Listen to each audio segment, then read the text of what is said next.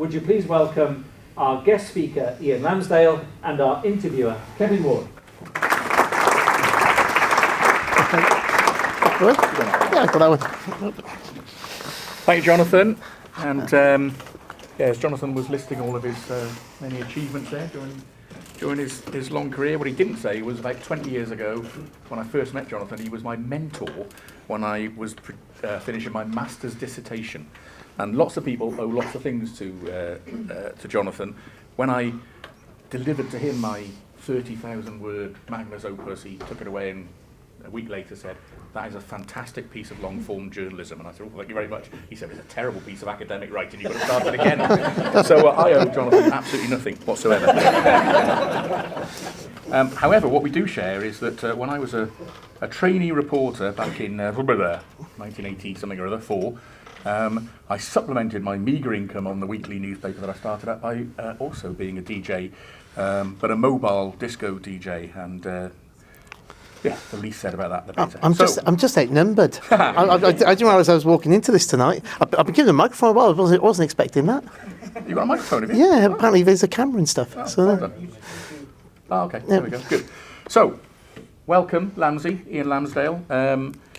We know each other relatively well. As some of you know, my day job is running the Newport Now Business Improvement District, and Ian is one of the volunteer directors of that. But that's about kind of what I know about Ian and what he does. So this will be quite interesting, I think, for all of us. So just kick off, Ian. Just tell us a little bit more about yourself, how you kind of got into radio, and how you kind of ended up doing what you're doing at Newport City Radio. Yeah, it's been a long old path. It's lovely was what you said about radio. It definitely is that. I think from my point of view, it was always there. It was there in the background. You know, my family were quite poor, so when my dad did have a car, I'm aware it had a car radio in it, and it was always around. And somehow I always got phased. I learned a load of stuff when I was 7, and I didn't have anything for a couple of years. And when I was about 12, 13, I did a load more. That's how it works in my brain. And at some point, I made the connection that there was radio. I made the connection that, I kind of like this. And then I just thought, I need to do it. And I was absolutely obsessed with Radio 1. I'm doing a thing tomorrow called Jail and Bail. Don't worry, it's not a real thing, it's for charity. And I put on there as one of the things that I did have pop music posted up on the wall, but I had Radio 1 Roadshow posters, and I loved Radio 1. And I think going down to Barry Island and seeing the Radio 1 Roadshow, it's a big, massive truck that comes into town.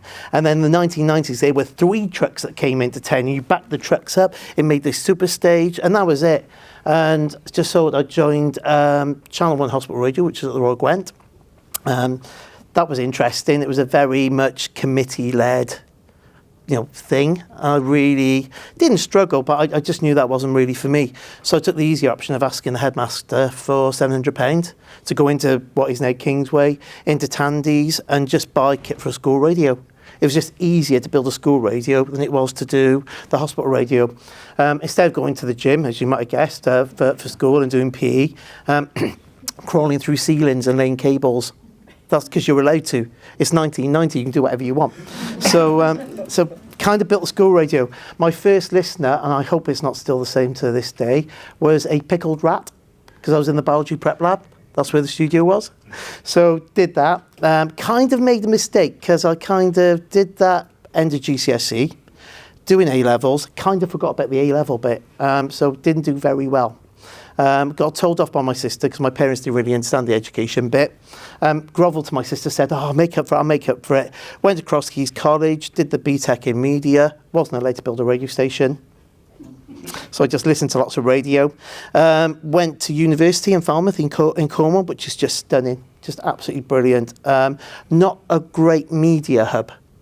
So I always give advice now to our volunteers, go to somewhere like London or Manchester or somewhere that's got a big hub. Not Falmouth in Cornwall, unless you really want a lovely picturesque place to study in. Built the college radio, which was a video-based system. So we recorded audio onto a videotape, put a graphic on it, went into the college bar, put it on there, and it played across the TV screen. So I've always found a way. The whole degree was supposed to be broadcasting studies. I turned it into radio studies. Come back home, and there was a bit of a lull. I was doing internet radio because that was starting to become a thing. Got a job at Legal and General, which was very grown up and very lovely. Went there for 6 months, ended up being there 9 years. So learned kind of, I really liked the style of management they had, which was really, really light touch. You know, if your employees were working for you, they were working for the corporation, which was brilliant. I loved that. So kind of did that. And then, you know, it's like Cardiff's just down the road. But on a Friday night when you're stuck in traffic and it's an hour and two to get home, it's a bit of a problem. So I kind of quit. Joined Valleys Radio in Ebbw Vale. Saw that there was something called BRFM. You've got to say that really slow, otherwise it sounds like Beer FM, and that's a completely different radio station. So did that for a bit, found Urban Circle, so it was trying to do its version of a radio station. It was okay, but I thought I could get this and make it for the whole of Newport, and 17 years later, here we are. So you talk, you know, you're obviously, you know, really passionate about radio, and obviously radio's changed massively over the years. You know, I'm from the generation of growing up in the 70s and 80s, and you know, millions and millions of people listened to Radio 1. I remember Mike Reed doing his breakfast show from my school, and whatever. So what? But it's very fragmented now. The internet's changed it a lot. Is radio still relevant? Yeah, so you know the old cliche, don't they? Oh, video killed the radio star, didn't it? I think it had an impact, but that's a bit much to say. What I love about radio as a medium is that one-to-one thing. So I'm talking to all you now. Kevin's kindly asking questions because I'm very good at being in a room with lots of loud music, a microphone. I can do that. This is a bit daunting for even me. You know, I did a TEDx talk a couple of years ago to try and break that duck, and I did in the moment, but it's not something I really enjoy doing is public speaking, unless I've got a microphone in front of me. Not a lickable one, though. And yeah, so where we going with the question? Is radio still relevant? Is it still relevant? So yeah, so it's been through a lot of changes. So let's go back to the inception of TV, and they said, all right, nobody's going to be listening to radio anymore. So radio started doing features about what could you watch on TV that night. Gaming came around, so what games are popular? Let's do the top 10 games chart. Whatever's been thrown at radio over the last almost like 100 years, it's just taken it and it's just said, right, okay, we'll work with this and we'll make it better. And that's what it's done. I think we're living in the modern era now, and Newport City Radio kind of falls into this. It's been really difficult to get Newport City Radio to be a broadcaster. So out of the 17 years that we've been around, 16 years have been internet only. It was only July last year that we become a DAB broadcaster. And that's just a pure Newport story. You know, that everyone else has got one, but Newport seems to be held back. We've had to do a bit of gentle fighting in that one. Now, I can't really go to war with Ofcom, but I can certainly give them a bit of a nudge here and there. And where other community radio stations across the UK have got 60s, 70s, 80s, 90s, noughties tracks playing, we kind of missed that wave. So we've had to have a very defined music structure. So we've kind of gone for 1990 to 2023. So we sit 2 years behind the UK Top 40. So we're not competing with Radio 1. We're not competing with Capital or KISS. So we just sit behind that a little bit. And we've got a sound. So Phillips, the programme director, talks about the sound of Newport City Radio. And that's the template for which we then put the Newport content over the top of it. Because what became really obvious to me at Urban Circle was if I could tell the story of what was happening in Urban Circle, just that building, forget the city centre, forget the whole of Newport, if I could tell the story of what was happening in Newport, Newport people would really realise how amazing our city is. So that's the angle to it. So the angle is, yes, there's the music policy, but the unique sales proposition is Newport, positive Newport. And tell me a bit about that. You, Jonathan mentioned about, you know, being a chief cheerleader for the city, which is something I often get accused of, but in an unpleasant way. That's because you wear the pom-poms. Tell me how you do that, how you promote that positivity about Newport on the radio, and also tell us about something you've resurrected recently. Yeah, definitely. So that's the beauty, isn't it? So this day and age, there are radio stations which are, you know, confrontational. So we went through the 1990s, and there was talk radio, and there was shock jocks. It's a whole American idea. That's not very British, and it didn't really last that long. There's still elements out there, you know. I think, you know, GB News, talk radio, stuff like that. But if you look at across the Met, I'm sure the radio stations that you guys listen to, because I'm going to try and convince you to try Newport City Radio. That would be lovely if you could, because it's yours, you own it. Is that it's positive, it's happy, it's a space where you tend to. It's still that lovely one-to-one connection. So you don't sit on a settee and listen to radio. You tend to sort of do it on your own. So you're jogging, you got your earphones in and stuff like that, and the positivity that comes from that, the fun that comes from it. And surely that's a great place to talk about the great stuff that happens in Newport. So I'll give you a working example. Every morning, I'm really lucky and really blessed to do the breakfast show. And for that 13-year-old kid and that 17-year-old kid that was crawling through the Lisway High School ceiling, that's amazing. If I could go back and tell that kid what was going to happen, that'd be great. But add to that then, I think if you come away from Newport for a bit, or if you travel, if you're an outsider to Newport and you move to Newport, you understand how special this city is. So I've had that little bit where I've moved away for a bit. I knew it anyway, but I moved away and come back. So it's really easy. You put the positivity of radio and music radio predominantly, which is what we do, and you add to that a couple of great stories about Newport. Every morning at 8:30, I do a feature called Big News. And all it is that I'm scrolling through Facebook. I'll be doing it after this tonight, and just seeing one of you guys, one of your businesses, seeing something that Gavel's doing, the charity organisation in Newport, maybe something that the council's doing as well. Anything that's great about Newport, and it goes into the big news section. And it's only 3 minutes of radio. But what I'm hoping with that is that over the course of a longer period of time, it's like the slow drip effect. People are going to go, actually, Newport is really, really great. So it's a slow work in progress. And to back that, so it's always been about positive Newport. I've never called it that until recently. And we had the conversation about this amazing thing, which you guys will know about. Rob from Kimmins helped us out with this as well, and City of Newport Business Club, thank you. The old idea of Port Hour. So it was a Twitter thing, hashtag Port Hour, and for an hour a week, you all go on there, and you tell us about an amazing offer. Asda's got loads of amazing offers all the time. So as we're putting an offer on there, you would share it, you would share it, you would share it. Oh, you put your offers on, I'll share it, and it's just an hour of brilliant stuff. And Kev said to me a couple of months ago, he had to stop it because it was too successful.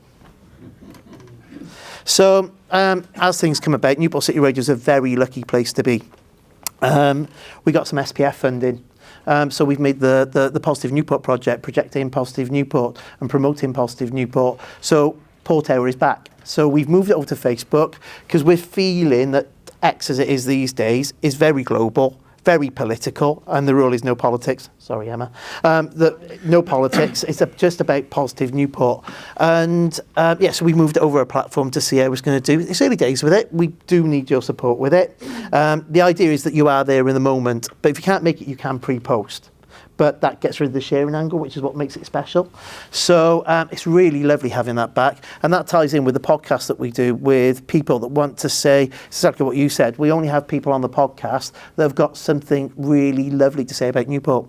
I got into trouble off someone a couple of weeks ago because I interviewed James Clark from Newport City Council, who's a Labour politician, and I didn't ask him the deep searching questions. It's not about that. I just want people to come in and just tell me what they want to do about Newport. What do they see are the ways that we can improve our city? And then it's up to the audience in the future to go back to that podcast and go, yeah, you did that, or you didn't do that. And that's up to them. That's not my job. My job is to get the person that wants to do something brilliant about our city in and just tell me about it. Just go back to Port Hour for a minute. When is it? How do people get involved? Monday, 7 till 8. Nice and easy. You just use @Port Hour on Facebook. So you do your normal post. Anything that you want to do, just chuck Port Hour into it, hashtag Port Hour, @Port Hour, and we'll try our best to share it, and we need you guys there. The ultimate ambition of that, we've only got a short amount of time, we've only got 6 months to really get it working, so I think probably February time is where that's where the SPF funding stops, and we've been able, again, lovely story, we had a 14-year-old lad turn up a couple of years ago, he's now 21, and he's now being paid to run that project for us, which is just a Newport City Radio success story. But yeah, it's 7 till 8 every single Monday. So yeah, please get involved. The more people that do it, the more people that share, the more it gets propagated around the internet. So yeah, really needs your help. And the back of that then is that I would love to do a Port Hour radio show. So between 7 and 8, not only are you getting your businesses amplified, but we've got the radio show as well talking about it. So we've just had in from Newport now bid. We've had this news in. This is what they're doing this week. So there's a bit to go in it, but we've got to get the first bit right first. Yeah. Okay. So staying with business and promoting businesses, one of the big changes we've seen in terms of speech broadcasting over the last, 10, 15 years is the rise of the podcast. Yep. Everybody seems to have a podcast these days. Some of them are really good. A lot of them are absolutely dreadful. But as well as podcasting itself being big business, podcasting is a way that a lot of businesses can promote themselves. Now, I know you did a TEDx talk around that. Talk to us a bit about the power of podcasting for businesses. So the TEDx thing was really weird because I thought, I didn't realise what it was. So I was told that this TED thing, so it's TEDx, so it's a local version of it. It's a big deal, and I just thought I didn't really comprehend it. I knew I wanted to force myself a little bit into sort of like talking publicly rather than just having a microphone in front of my face all the time. And so I've done a topic on something I was just quite new at as well. And hope you can help me out with a second. Show of hands if you've been told as a business that a podcast is a good thing for you. So pop your hands up if you've been told podcast is a good thing. So lovely. Pop your hands down. How many of you have actually done a podcast yourselves? Yeah, it goes quite quickly, doesn't it? So your podcast is not a quick win. It's not going to get you customers queuing outside your doors. But over time, it just builds and builds, and it's that multiplier effect. But the challenge is that you've got to be consistent with it. So that's the secret of it. I would say in terms of making a podcast work, because it is a valid thing, I think now we're going more into a video world. So when I did that TED Talk, it was still an audio thing mainly. I think we're now going into more of a video era, which is great for radio, isn't it? But we survived 100 years, we'll be okay at this. So yeah, it's my best advice is, if you really can put some time into that, is go somewhere and do it. I think the ones where I've seen that have been set up in people's offices or bedrooms or spare rooms or garages tend to fizzle out quite quickly. I think if you commit to go somewhere to do it, the chances of it is really good. And the lovely thing about the podcast fraternity, it's a really friendly place to be. So it's not so much these days, but radio stations hated each other. I think it's a bit like politics. I think there's this whole sort of like war going on between the different factions, but they all go down the pub together after. And it's been like that in radio for years. But you know, radio stations don't even admit that other radio stations exist. You don't get that in podcasting. So again, the idea is that we all go on each other's podcasts, and that makes it easier. So I think there's still a lot of validity in doing podcasting. I know it takes time. Also, what do you guys do about the kit? How do you structure it? So I think if you can go and find somebody locally that does podcasting and team up with them, then they take that pressure away from you. And the offer's there, guys. I think I was here a couple of months ago saying, you're very welcome to come on the Newport City radio show. That's the way to do it. Absolutely. And it's just a builder. You get to number 50, and then you see the numbers for number 1, 2, and 3, and 4 rise. And even though you've made it better, you've improved it, because it's business, right? You start off doing something, and then you think, I could change that and make that look a bit better. Or I could do this, I could do that, and it just gets better. But the viewer's really forgiving. They'll go back to number 1 and go, best example is Stephen Bartlett, isn't it? So Stephen Bartlett's just done amazing. And now his podcast is filmed in America. Some episodes in America, and he's got a set and he's got people that work on it all the time. Didn't start like that. So yeah, the advice is don't reach out for help and support, but commit to it by going somewhere and doing it rather than doing it in your house. Yeah, that rivalry thing's really interesting, because when I worked in newspapers, certainly at the Argus for many years, we had a golden rule set by a previous editor, which was you must never ever mention another newspaper. Yeah, same in radio. The Western Mail was always a Cardiff-based newspaper. Bizarre, but there we go. It is changing. Just to give you a lovely Newport link there. So we had the Love Live Music Awards back in June. This is our version of the Brit Awards, because take an idea that exists, isn't it? Take an idea that exists and Newportise it. That's my whole thing. So we've got our own Brit Awards. We've done 3 of them. There's a COVID break, but we've done 3 of them. There'll be another one next year. In fact, I'll give you an exclusive. Do you want an exclusive? Yes. We're looking to do it at Tiny Rebel in Rogerstone, because they've been asking us, and we went, we did it in the Queen's Hotel a couple of years, but I'm pretty confident that we're going to be at Tiny Rebel, and it's just that it's just Newportising. It's just lovely. So take an idea like that and just make it thoroughly Newport. And tell us a bit. Obviously, you're now on DAB, so you can get it in the car and everything else. Yeah. But it's still very much a community radio station, and that's not just about putting that out putting what you broadcast out into the Newport community. It's about what you do for young people and getting them involved in radio, and it's about what you do out in the community. So tell us a bit more about that, because I think that is that's really what Newport City Radio is about. Yeah, so there's the upside of going the long way round. So having 17 years, I tend to say this a lot, but I kind of took on Urban Circle Radio and got Mandy Festival given to me for free. So that was an interesting thing, and again, I wasn't chairing Mandy Festival until about 3 or 4 years ago, but that's it. At the end of the day, I think my first year at Urban Circle Radio, I kind of said to the guys, I said, right, we've got to stop being Newport City Centre Radio. In fact, we weren't even that. We were still Urban Circle Radio, if I'm honest. But we just need to take on and do stuff the whole of Newport. And again, for 16 years, Newport City Radio as a community interest company has been an events business. So we do Rogerstone Festival, Mandy Festival, we've done Pride in the Port for a couple of years. We stitch together all these events. We've got our own one there, the Love Life Music Awards. There's more to do like that. So it's getting it in their community is a big thing, and being part of it. In terms of people that come along, again, I know a lot of organisations, a lot of community organisations really strive for that age difference working. So where, obvious stuff, but when you've got a 16-year-old working with a 60-year-old, we've never struggled with that. That's why we kind of ended up splitting away from Urban Circle. So 3 years on, Urban Circle had to reapply for its funding. We were the only bit that had to have a stable base day in, day out. You can't unpack a radio studio and put it back together again. That's impossible.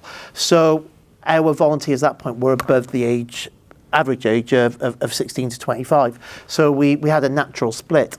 But that intergenerational working is just absolutely amazing. We've kind of recruited organically. So people have found out about us. Again, Luke that joined us, who's now running the Positive Newport project for me, I was in school with his dad. So it's just been this organic growth that's with it. And I think next year is going to be really interesting, because we're going to go out and we're going to actually start recruiting for positions, which we've never done that. We've just always had the right people at the right time. And I'm just really, really lucky.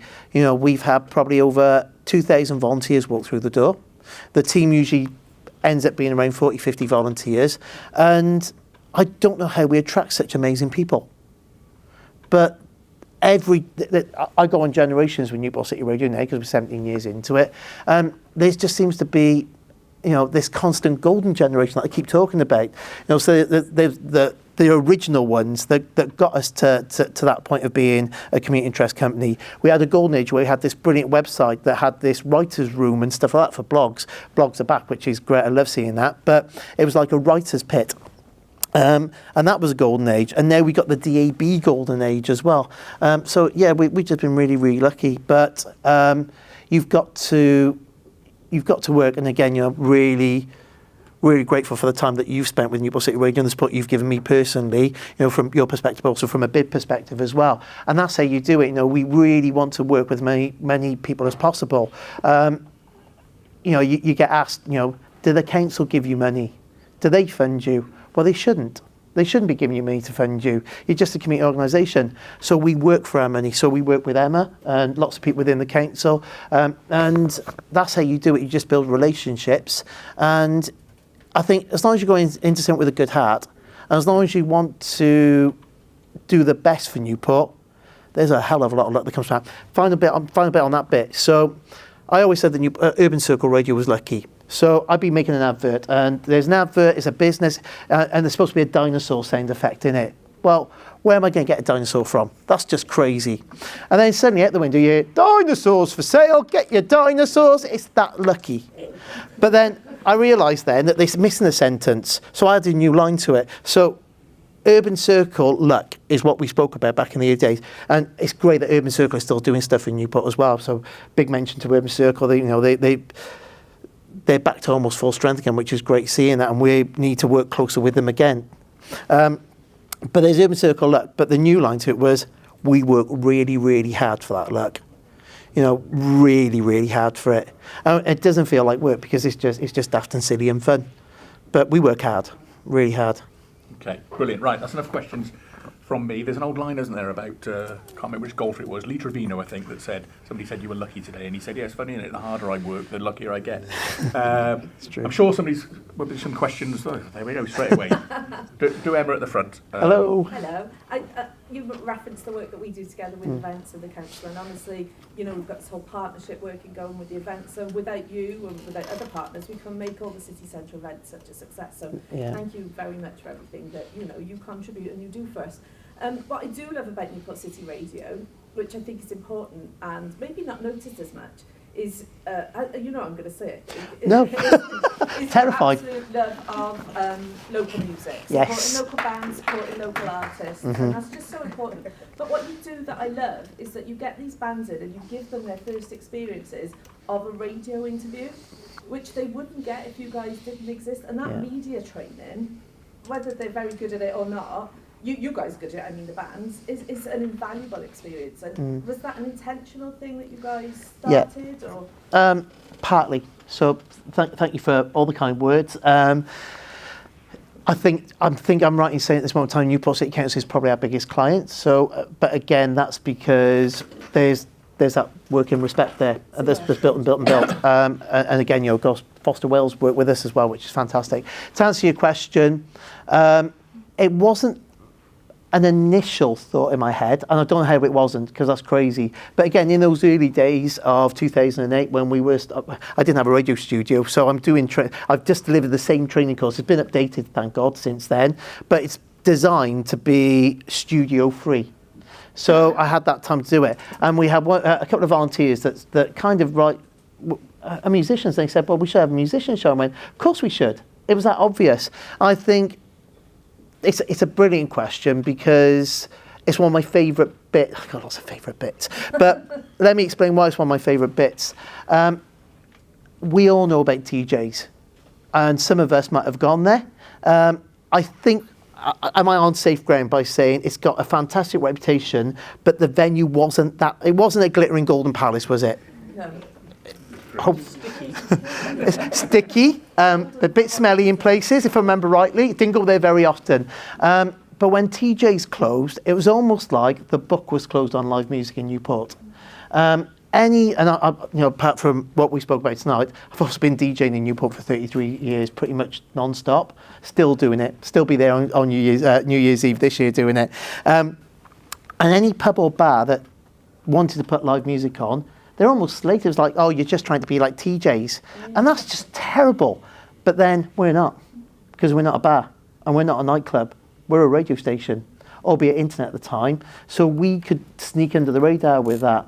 And yeah, it is. I think I got into trouble a couple of weeks ago. I haven't told you about this one yet. I think I messaged you, but we haven't had the conversation. I went to the community radio conference because we weren't allowed to go for many years because we weren't a broadcaster.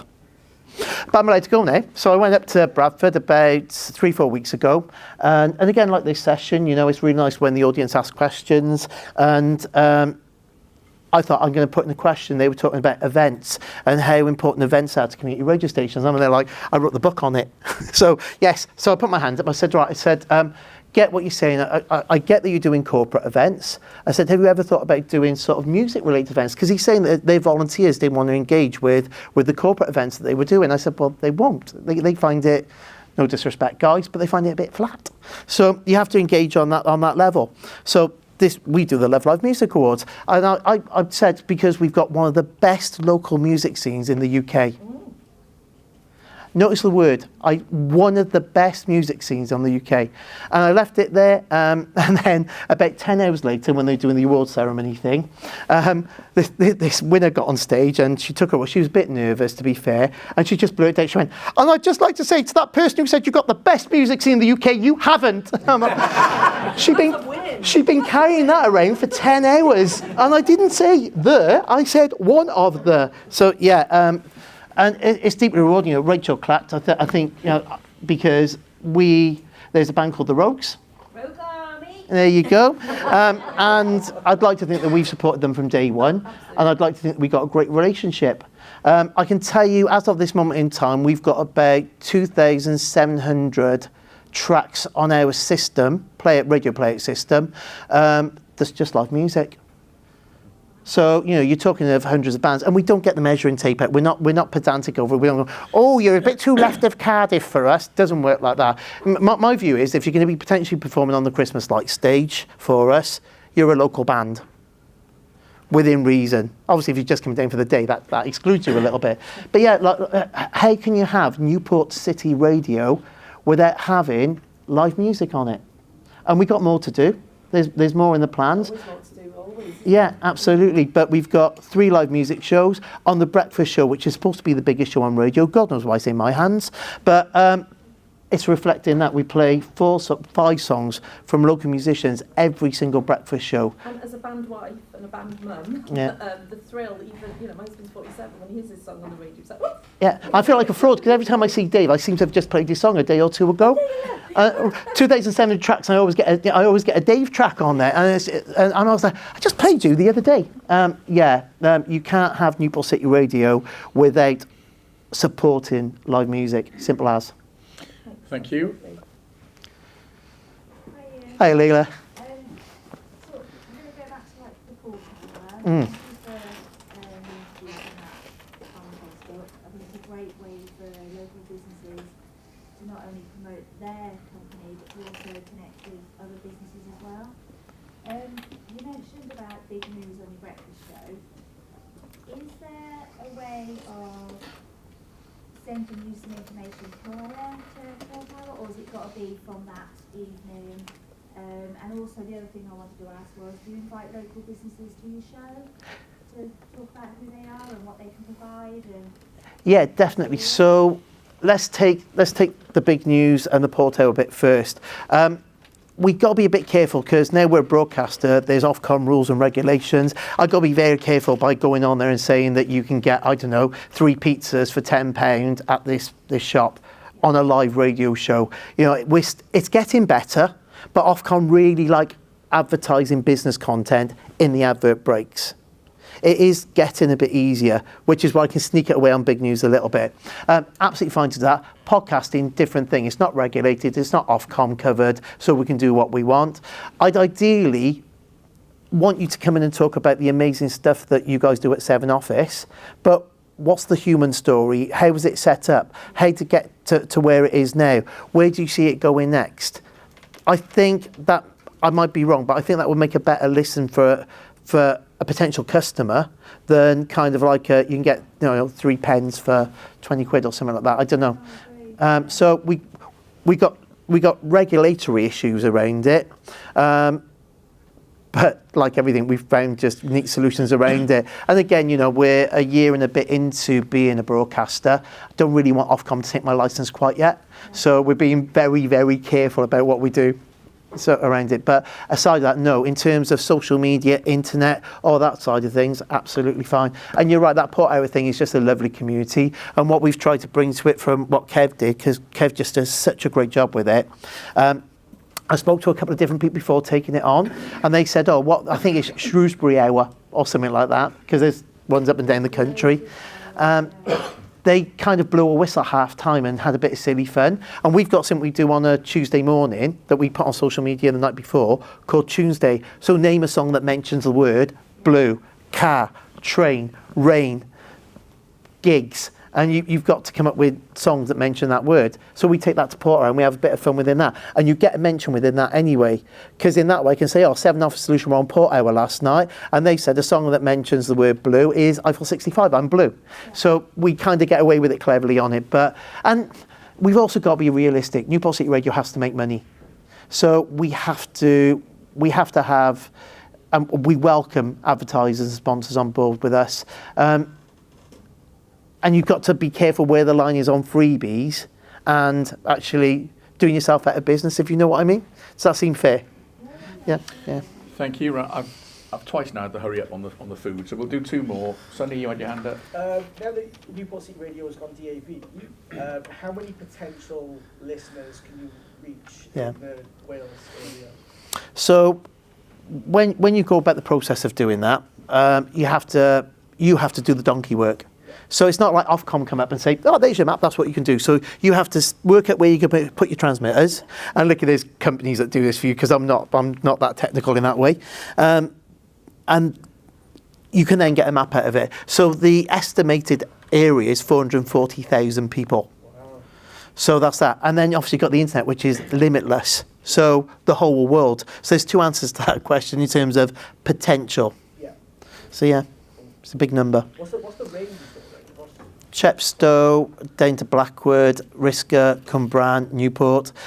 We want to do some work on the transmitters, because I think around Ringland it goes a bit patchy. The city centre, typically, I can't get Newport City Radio in my own building.